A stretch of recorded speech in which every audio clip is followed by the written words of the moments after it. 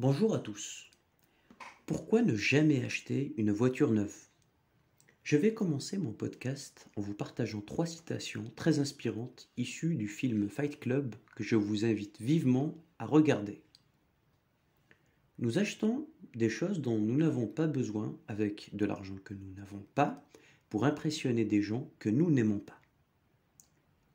La pub nous fait courir après des voitures et des fringues, on fait des boulots qu'on déteste pour se payer des merdes qui nous servent à rien. Les choses qu'on possède finissent par nous posséder.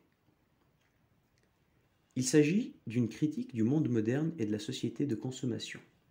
Aujourd'hui, de nombreuses personnes sont tentées par l'achat d'un véhicule neuf et succombent à la pression sociale et aux campagnes publicitaires. Selon moi, il s'agit d'un choix stupide, surtout pour une personne de la classe moyenne, et ce pour plusieurs raisons.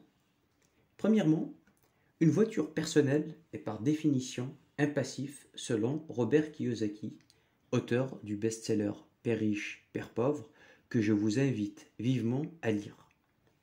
Si vous n'êtes pas livreur ni taxi, c'est le cas de 9 Français sur 10, votre voiture ne vous rapporte rien et vous coûte de l'argent tous les mois, entre l'entretien périodique, l'assurance automobile, le parking, les réparations, les contraventions, et la liste est bien longue.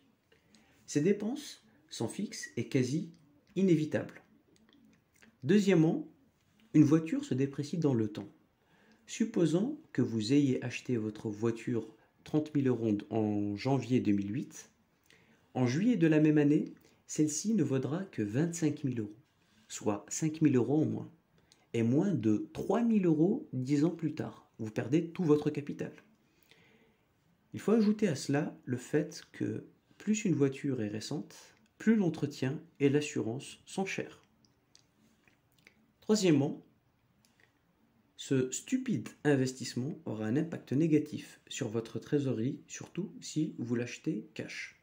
Si vous l'achetez à crédit aussi, vous vous tirez une balle dans le pied. Supposons que l'on investisse en bourse les 30 000 € initialement destinés à l'achat de la voiture à 10% par an. Ce qui est très simple en investissant sur le marché américain par exemple. 10 ans plus tard, notre investissement en bourse sera à 77 812 €, soit 47 812 € de gain en moyenne grâce à la puissance des intérêts composés.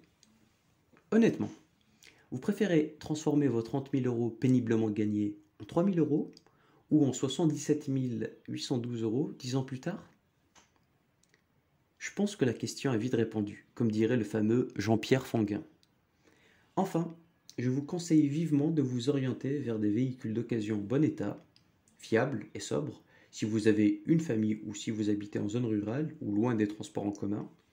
Si vous n'avez pas besoin de voiture, je vous invite à ne pas en acheter tout simplement. Si vous faites partie de la classe moyenne, achetez une voiture neuve est la voie royale vers la pauvreté et la précarité financière. Merci pour votre attention.